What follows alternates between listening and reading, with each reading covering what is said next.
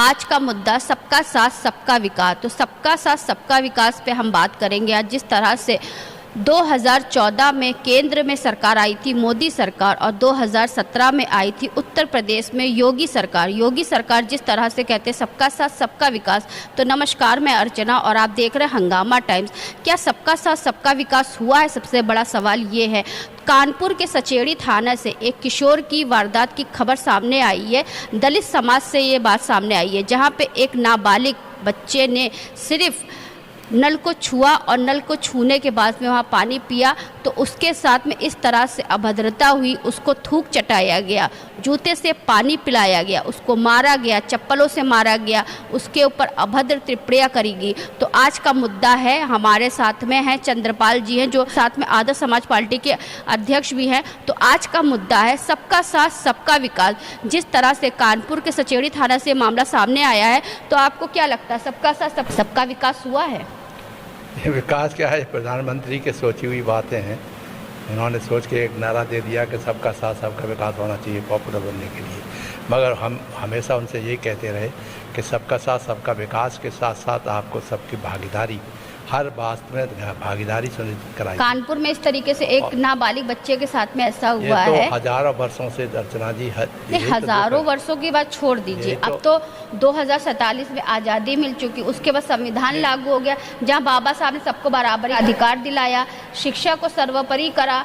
शिक्षा के आधार पर कोई IAS भी बन सकता है, कोई PCS भी बन सकता है, कोई किसी भी अधिकारी लेवल का जो है एक इंसान बन सकता है। जहाँ पे आप भी, आपने शिक्षा के माध्यम से जो है एक IAS ऑफिसर रह चुके हैं, पूर्व भारत सरकार के सचिव भी रह सकते हैं, डिलीट भी करी है आपने, बहुत सारी उपाधियां आपके साथ में जुड़ी हुई है। लेकिन इस तरह से जो वारदात होती, आज 2026 चल रहा है, 2026 में जब इस तरीके से मामला सुनने के लिए आता है, देखने के लिए आता है, तो कहीं ना कहीं बहुत दुख होता है। नहीं, आप बिल्कुल सही कह रही हैं, मैं आपके दुख में सम्मिलित हूँ।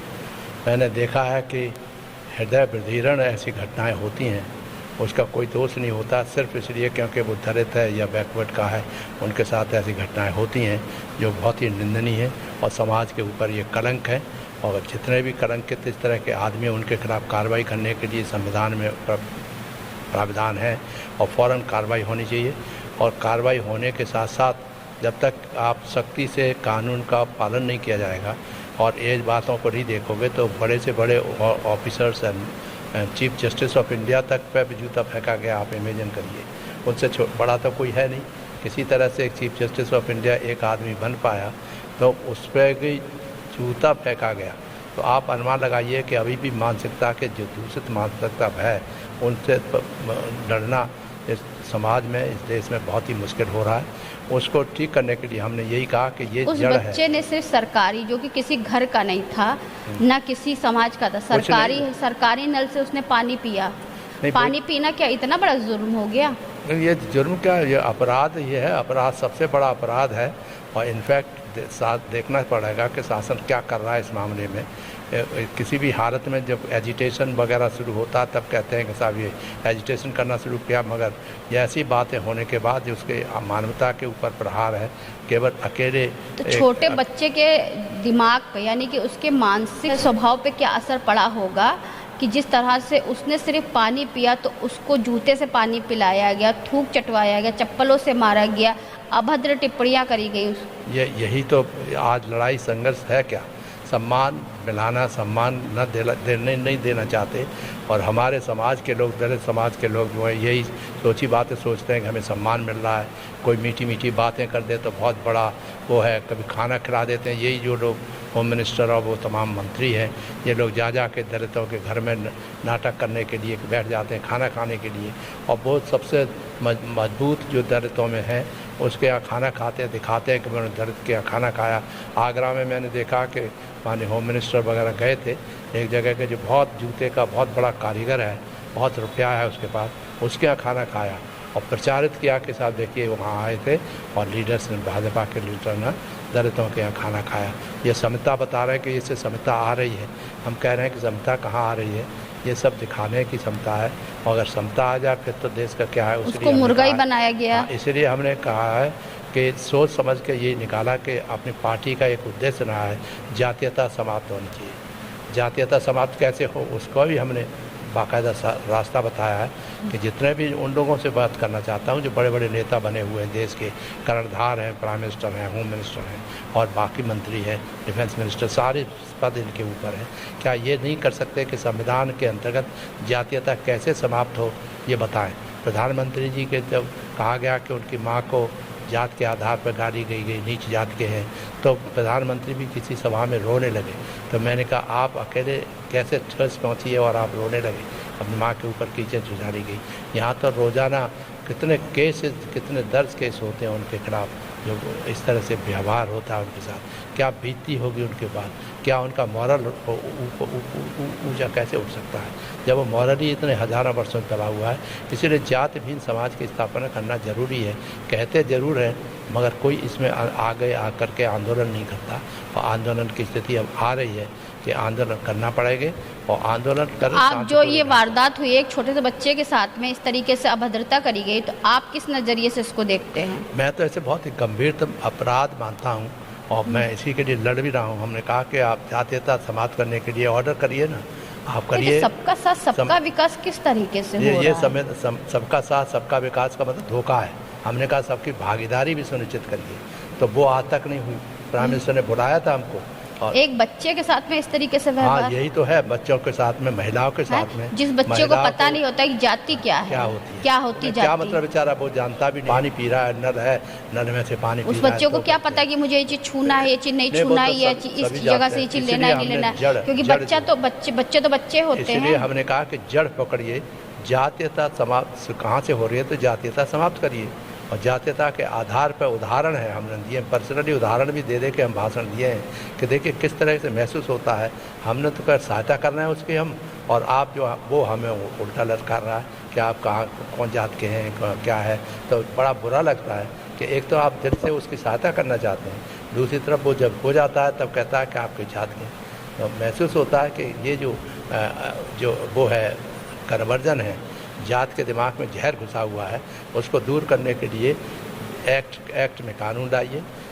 आर्टिकल 17 है जो गहराई से जाना चाहता हूँ। तमाम विद्वान जितने भी देश के हैं वकील, उनके सामने कहना चाहता हूँ कि सब कपेट से बरसा हुए मेरे मित्र हैं और लोग हैं, तो क्यों नहीं एक इनिशिएटिव लेते और इस कलंक को दूर करने की कोशिश करते हैं। सब गंगा में नहाने पवित्र हो गए तो वो अलग बात है, आपके धर्म की आस्था हो सकती है और दलितों की तो आस्था नहीं है।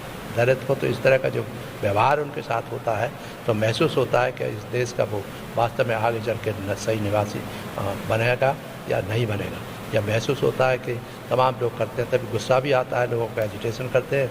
तो प्राइम मिनिस्टर साहब कहते हैं कि साहब ये तो शहरी नक्सलाइट है। अब यानी आवाज़ उठाओ तो शहरी नक्सलाइट कहेंगे, अर्बन नक्सलाइट कहने लगेंगे। तो ये तो प्राइम मिनिस्टर वगैरह को इनको सोचना पड़ेगा कि ये बहुत दिनों तक नहीं चल पाएगा, और जब तक जाति समाप्त नहीं होगी, जैसे ही कोई के जात क्या है पकड़ के बंद कर देना चाहिए, तो अपने आप ही बंद होगी। और बड़ा साफ है, ऋग्वेद से शुरू हुआ, ब्राह्मण क्षत्रिय वैद से शुरू, तब से चला आ रहा है। आज आप जो अब जनगणना हो रही है, तो हमने कहा भी जनगणना काय के लिए, वो तो पहले से ही जनगणना की हुई है, उनके काम भी बटे हुए हैं। ब्राह्मण क्या करेगा, क्षत्रिय क्या करेगा, वैश्य क्या करेगा, ये करेगा सब कुछ है। सबसे बड़ा शूद्र क्या करेगा, और शूद्र में तमाम बैकवर्ड क्लासेस आते हैं।